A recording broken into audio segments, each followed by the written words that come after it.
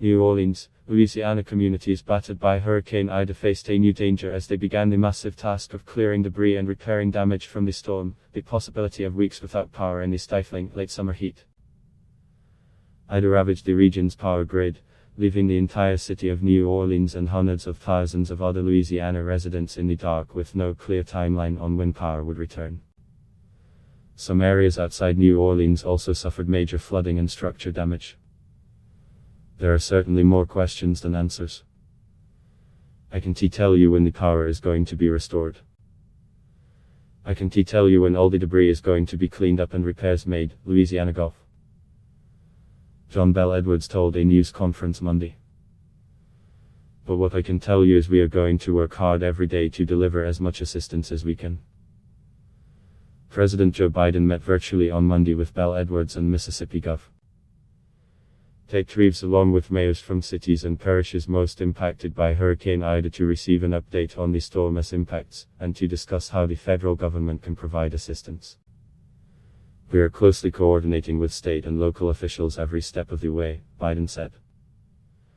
Rescuers in boats, helicopters and high water trucks brought hundreds of people trapped by floodwaters to safety Monday, and they plan to eventually go door to door in hard-hit areas to make sure everyone got out okay. Power crews also rushed into the state. The governor said utility workers were on the ground in Louisiana to help restore electricity, with more on the way. Still, his office described damage to the power grid as catastrophic, and power officials said it could be weeks before electricity is restored in some spots.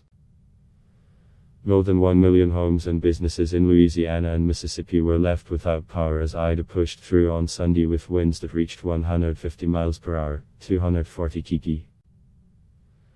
The wind speed tied it for the fifth strongest hurricane ever to hit the mainland. By late Monday, the storm had been downgraded to a tropical depression with winds of up to 35 miles per hour, 56 kp, though forecasters still warned of heavy rain and a flood threat for parts of the Tennessee and Ohio valleys.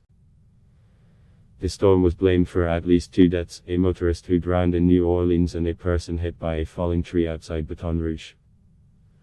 Tamala Mitchell said Monday she was thinking about leaving New Orleans until power returned, but her 14-year-old daughter, Michelle, was determined to stay and was preparing to clean out the fridge and put perishables in an ice chest. Mitchell had already spent a hot and frightening night at home while Ida's winds shrieked, and she thought the family could tough it out. We went a week before, with Zeta, she said, recalling an outage during the hurricane that hit the city last fall.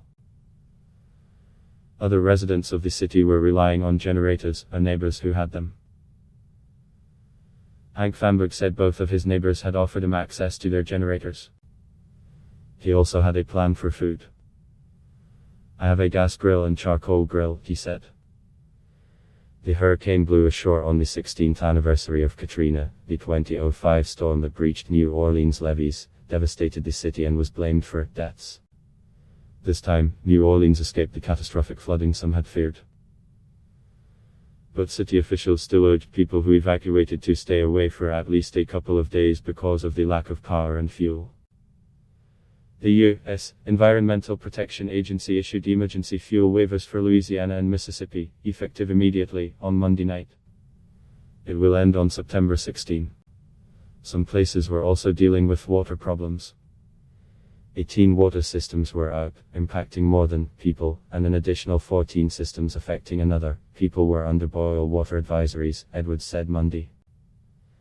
The hurricane twisted and collapsed a giant tower that carries key transmission lines over the Mississippi River to the New Orleans area, causing widespread outages, Entergy and local authorities said. The power company said more than miles of transmission lines were out of service, along with 216 substations. The tower had survived Katrina. The storm also flattened utility poles, toppled trees onto power lines and caused transformers to explode. In Mississippi's southwestern corner, entire neighborhoods were surrounded by floodwaters, and many roads were impassable. Several tornadoes were reported, including a suspected twister in Saraland, Alabama, that ripped part of the roof off a motel and flipped an 18-wheeler, injuring the driver, according to the National Weather Service. Adblock Test Y.